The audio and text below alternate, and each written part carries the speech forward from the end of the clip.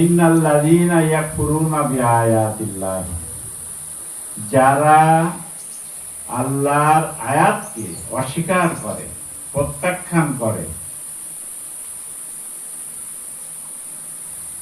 এবং আল্লাযীনা ইয়াকতুলুনা নাবিয়্যিনা বিগায়রিল হক, তারা নবীদেরকে অন্যায়ভাবে বিনা বিচারে যুগে যুগে নির্মমভাবে হত্যা করেছে।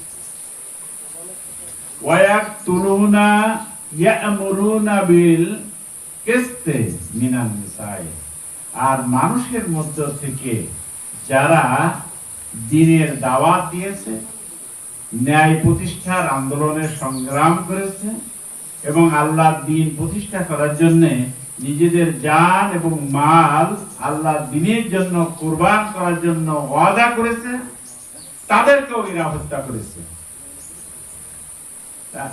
কারা হত্যা করেছে? ফাবাশশিরহুম বিআযাবিন আলীম, আল্লাহ বলছে ওদের একটা সুসংবাদ দাও। আসলে কি সুসংবাদ?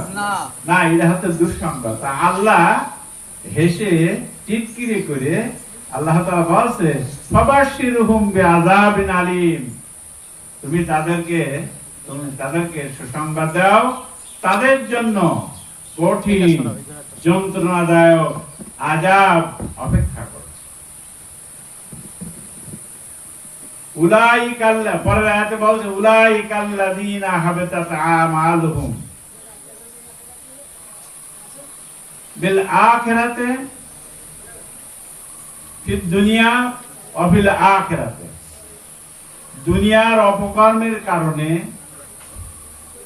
দুনিয়ার জীবনে অপকর্মের কারণে তাদেরকে আল্লাহ তাআলা তাদেরই আমল দ্বারা, তাদের অপকর্মের কুফল দ্বারা তাদেরকে কি করবেন? হাবিতাত আমালুহুম, তাদেরকে গ্রেফতার করবেন তাদের কুকর্মের দ্বারাই। উলাইকা, ওই সমস্ত লোকেরা আল্লাহর কাছে সবচাইতে বড় চিহ্নিত। তো আল্লাহ তাআলার কাছে সবচাইতে বড় আমান, আল্লাহ তাআলা আমাদের নিরাপত্তা দান করেছেন যে আল্লাহ তাআলা যারা কোরআনকে প্রত্যাখ্যান করেছে সেই সংগঠনের থেকে আমাদেরকে দ্বীনি সংগঠনের উপরে কোরআনের আদেশ এবং আদর্শের উপরে আমাদেরকে রেখেছে। এই জন্য আমাদের শুকরিয়া আদায় করার দরকার। বলেন সুবহানাল্লাহ। যে আল্লাহ, আমরা একটা ইসলামী আন্দোলনের সাথে আছি, এটা কোন পর্যায়ে সেটা পরের বিষয়। এই জন্য আল্লাহ তাআলা কাছে আমাদের বেশি বেশি করে শুকরগুজার করা দরকার।